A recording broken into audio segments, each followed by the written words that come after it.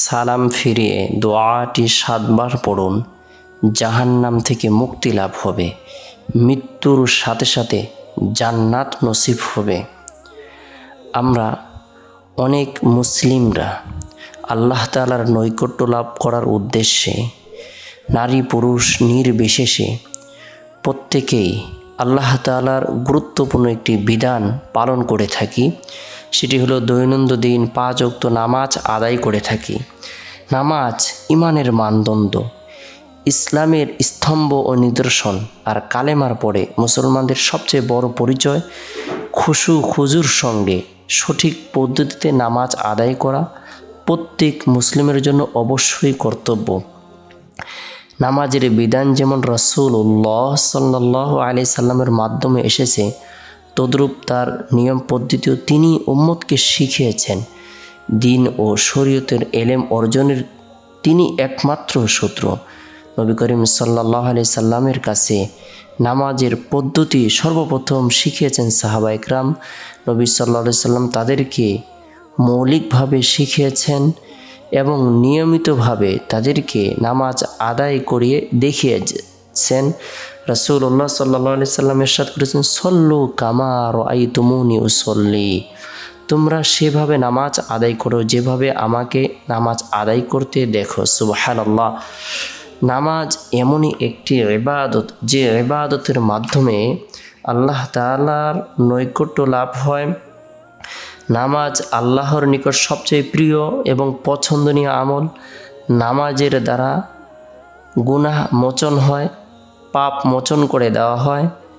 নামাজের হিসাব আল্লাহ তাআলা কাল কিয়ামতের দিন ঈমানের পরে সর্বপ্রথম নেবেন। যে ব্যক্তি নামাজের হিসাবের মধ্যে উত্তীর্ণ হবে সে সফলকাম হবে। নামাজের দ্বারা বান্দা বিভিন্ন ধরনের অপকর্ম থেকে গুনাহ থেকে বাঁচতে পারে। ইন্নাস সালাতা তানহা আনিল ফাহশাই ওয়াল মুনকার। নামাজিকে যাবতীয় ধরনের গর্হিত অশ্লীল ফাহেসা কাজ থেকে তাকে বিরত রাখে। নামাজ ব্যক্তি গাফেলদের তালিকাভুক্ত হওয়া থেকে নিরাপদ থাকে। কিয়ামতের দিন নামাজ নূর হবে, হিসাবের সময় নামাজ দলিল হবে, নামাজ নাজাতের কারণ হবে। নামাজ হলো জান্নাতে প্রবেশের জামানত। সুবহানাল্লাহ। আমরা গুরুত্বপূর্ণ এই ইবাদতটি যথাযথভাবে পালন করার জন্য, আদায় করার জন্য চেষ্টা করব। বিশেষ করে ফরজ নামাজের সালাম ফিরিয়ে সকাল সন্ধ্যায় ফজরের নামাজের পর এবং মাগরিবের নামাজের পর রাসূলের শিখানো বরকতপূর্ণ এই দোয়াটি 7 বার পাঠ করব, আমল করব। আল্লাহ তাআলা আমাদের জন্য জাহান্নামের 7টি দরজা বন্ধ করে দিবেন, জান্নাত অবধারিত করে দিবেন। আল্লাহ তাআলা সকল ধরনের পেরেশানিকে দূর করে দিবেন। আমরা নামাজে সালাম ফিরিয়ে বরকতপূর্ণ এই দোয়াটি 7 বার আমল করব। আল্লাহুম্মা আজিরনি মিনান নার, আল্লাহুম্মা আজিরনি মিনান নার।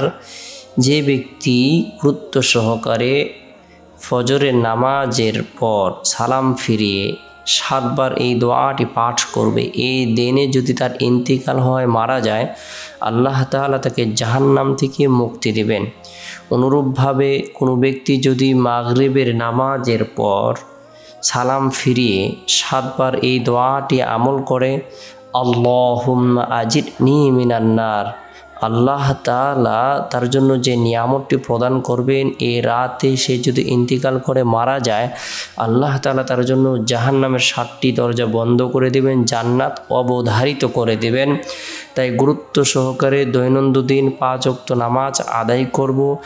ফজর এবং মাগরিবের নামাজের পর সালাম ফিরিয়ে আল্লাহুম্মা আজিরনি মিনান নার বরকতপূর্ণ এই দোয়াটি 7 বার আমল করব।